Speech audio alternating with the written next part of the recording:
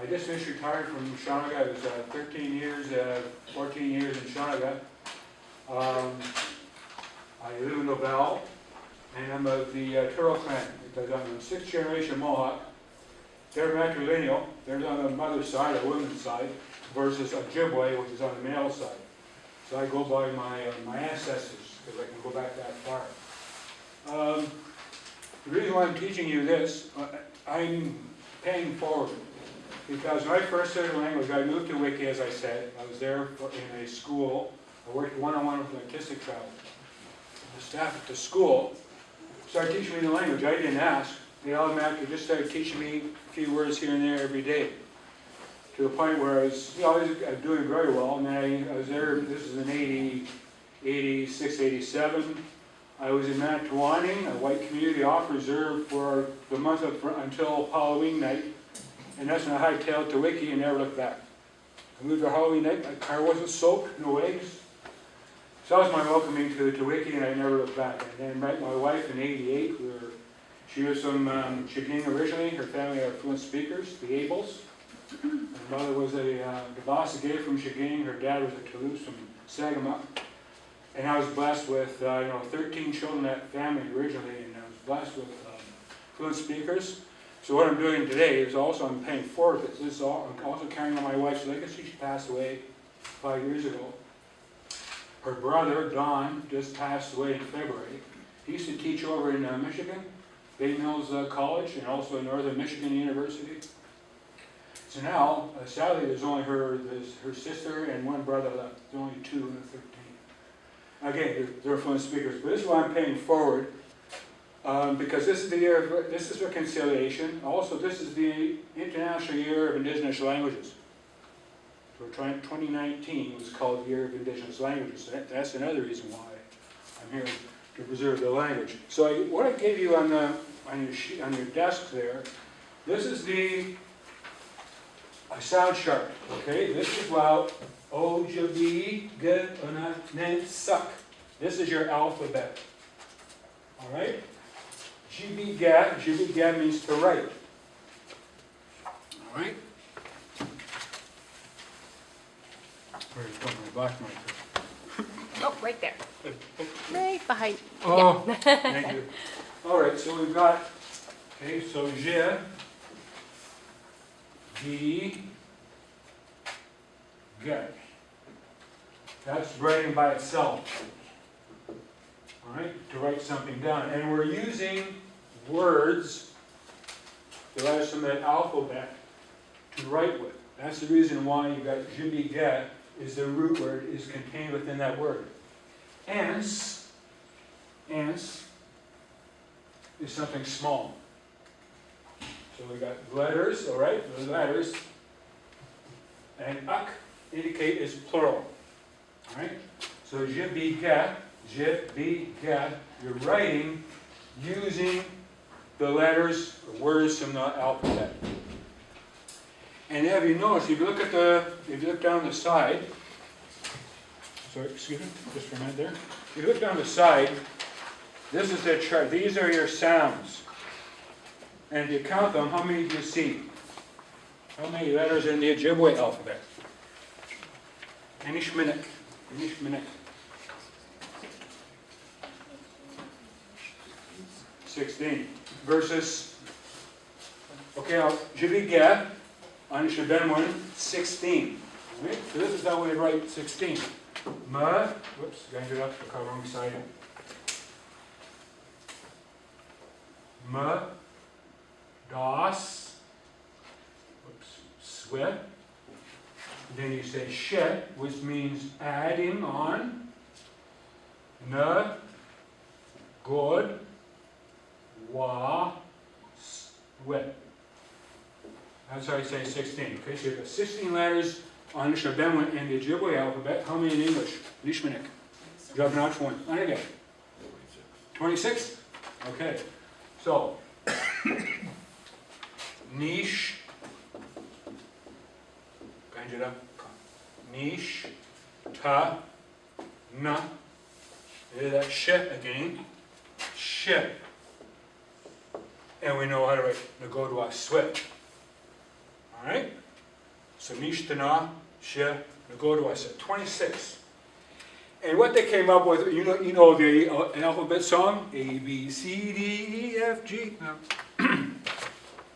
So, Anin, Jibiganunk.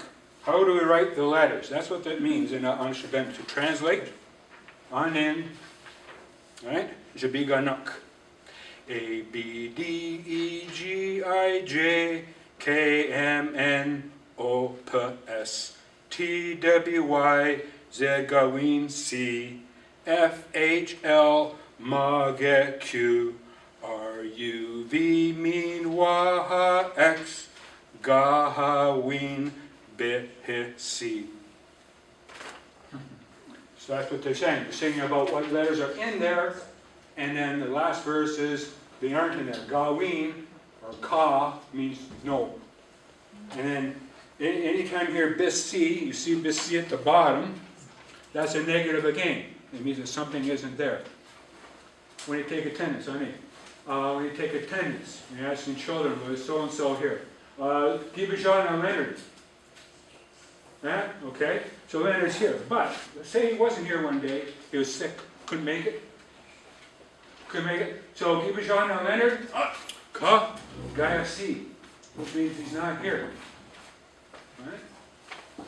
So that's, anytime you hear these, like there are rules just like we have in English, although not as strict. I don't think Ojibwe and other languages aren't as strict as English. So you've got there, and there, and there, all these, they all sound the same. It's a hard words to learn, but there are a lot of rules, and once you get the knack of it, once you pick up on the pattern, things will all fall into place. Because you'll know, for example, when I first wrote this word down, je, be, get, anytime you hear that word, it's going to have to do something with writing. Right? So the beauty of the language is also one word may mean more than one thing, because je, be, get is to write, but then we have kindas. Gin, das is to read. Oops, Kendra. Read. It also means to count. And what are we counting? We are counting. Okay. Well, we're counting. If we're counting, we're usually counting basic niche sweat numbers, right? So kindas winna. In. Das, win, ak.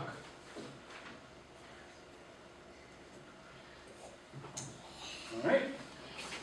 So in this case, you see that in Ojibwe, kindas means read and count, and we're counting numbers, reading or counting numbers.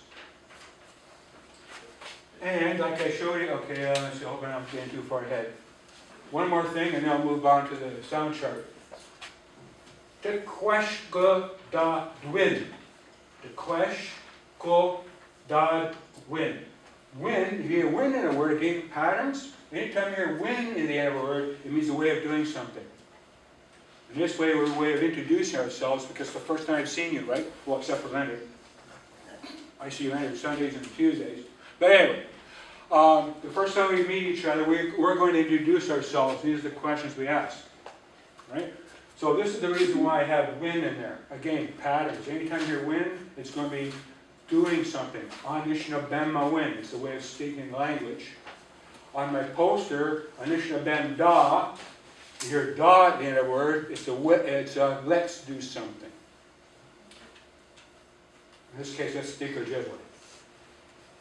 Anishinaabemdaa, let's go for a walk. Anishinaabemdaa, let's sing. Anishinaabemdaa, let's count. All right? So, anyway, back to our chart. You see on the left-hand side, you go down, b, p, d, t, d, or t, b, p, d, t, g, k, j, ch, s, z, s, j, sh. Okay? Look on down that side. And what do we notice about those letters on that side of the page? Any reason? Do you think there's any reason why they all group together in a particular order? A particular way?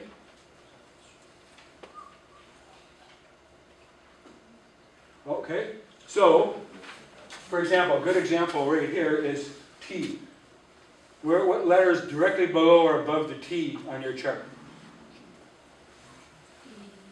D, right. So, when I'm spelling a word like tequeshko, I can spell it with a D as well. So you can say tequeshko dagwin, maga, or tequesh. Still means the same thing. Another example. This gindas can also be spelled with a K. Kindas. Because you're telling someone who's smart, you're saying kendas. You can also say gendas. Alright? Je. Spelled with an SH. Alright? What else? Oh, okay. At the end of the word, at the end of the word, musagak. I can spell with a K. That G could be a K. Because again, you don't hear G, do you? You don't say musagak. Gog, musagak, musagak, which indicates plural. Uk. Alright? Now, if you look at the chart, the short letters, short sounds, Nikia, on the left-hand side. So, as you notice, when I was writing the words and I was saying them, that's how I was first taught. I took a beginner's class. Sally Chidawis-Roy, she taught beginner's class. She taught us how to write the words using the sound chart.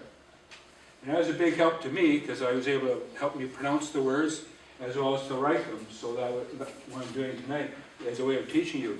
Without that chart, I wouldn't be able to, it would be a lot harder to teach. So, the que, that's an eh sound, short eh. Da, that's an ah sound, like an a, like AW. It used to be written with an AW, now with this called the Anishinaabemdaa writing system, used to call it the Pharaoh system, but they don't give them credit anymore, they just adopted it as being their own. Pharaoh was an Italian linguist who changed the system. Okay, this is double H, so it'll be wab, shk, shk, con, and that oh is like a blow to the stomach. Oh, it's a short sound. Versus babon. And it's not, some dialects, some reserves, like a Walpole, do pronounce it baboon. Right? Like when you say, when I greeted people, I said bojo, they'll say boujou. Again, dialect difference, that's how you say it in Walpole. You accept the territory, you accept the language that they speak in their territory. You don't correct them. It's sign of, well, it's disrespectful, because every territory is different, and I'll find out later on in other classes, when I start talking about the months of the year, not every territory will call, see this month is Nemebedegizes, which is sucker moon. Other places, they'll call it Wabginigizes, which is blooming moon, because this is when our flowers do come out, right? So it depends on territory. Where I was taught in Wiki, that's when the sucker runs, so they call it Nemebedegizes, same here. Alright?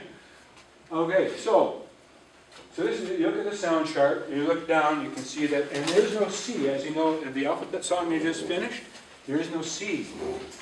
So it cannot stand alone. So it needs that ch, it needs that H. Where did I read it? Where did I go again?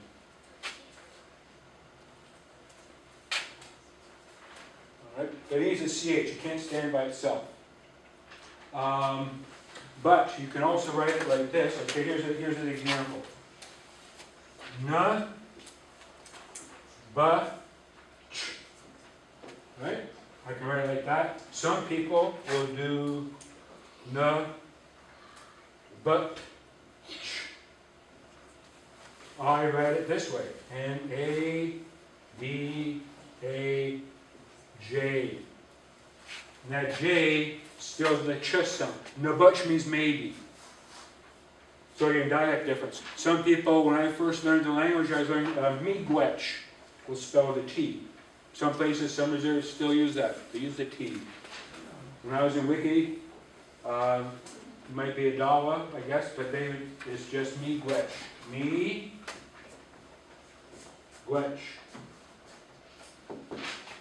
Now, when we go back to patterns in words, when do we, when are we going to say miigwech to someone? When you get something given to you. Exactly. So, miigwe by itself means give. Kendas. Okay? Man, Kendas, smart. Miigwe means to give. Miigwe, give. Miigwech, you're saying thank you for giving that. And just like when we pray, the bugdana, when we're offering tobacco to an elder, as I was telling Bill, or if we're picking cedar, picking shkeka from the ground, you put tobacco down. The bugdana sema. You're making an offering to Meshkeka Makwek, Mother Earth. Earth who made it possible for us to have the shkeka. So, and so what you can do, we go across like this.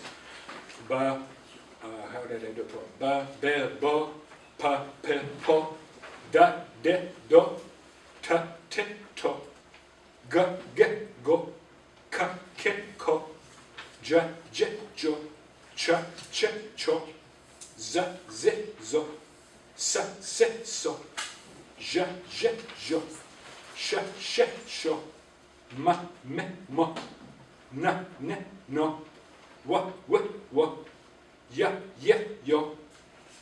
And the apostrophes, it's not like it's something like, I guess in English we have a contraction, only it's not shortening the word. Another letter is taking the place of that. And usually it's either Y or W. In most cases it'd be a Y. Alright, so o. And then we go over here, these are the long vowels. Ba, be, bo, and Y, I've got Y, this is like a mistake, okay? That should be a double E there. And again, this is the new system here. Originally, that's why, now it's showing up better. When I photocopied the picture before, that second E was cut off, so it was like a short X sound. Okay, so it is a long E sound. And this is how it's written today. Double E, when I first moved to Wiki, but Pharaoh came around mid-90s, and that's when he changed the system, so. Double I. And the double I sound now. Yeah. Just like in miigwech. Alright? So ba, be, bo, be, pa, pi, po, pi, da, di, do, di, ta, ti, to, ti, ga, gi, go, gi, ka, ki, ko, ki, ja, ji, jo, ji, cha, chi, cho, chi, za, zi, zo, zi, sa, si, so, zi, si, ja, ji, jo, ji, sha, shi, sho, shi, ma, mi, mo, mi, na, ni, no, ni, wa, we, wo, we, ya, yi, yo, yi, a, e, o, e. That's how you pronounce them. And again, like I said, it helps you to, that way I know how to write that word. If I didn't have a look at that, if I hadn't looked at that before, I never would have known how to write these down and to say the words correctly. Alright? The important thing is, deb none. Deb none. Which means the gist. Right? Deb none. You've got, some of these words are long, as you can see. Anishinaabemdaa, that's all one word. That's Elijah, just in French. Anishinaabemdaa, Enjabayin, Ejnakajin, those are long words, but if you fumble around it, as long as I can still understand you, you're really trying to make it, you've got the gist of it, deb none. And as I was telling my former students, you've got, if I saw an effort, if they tried, hey, that made a lot of difference rather than just say, oh, I can't say it. I'm sorry, when I can't. You know, if they make an effort, that's really important. So deb none, you've got the gist of it. All right, so what we do, these are our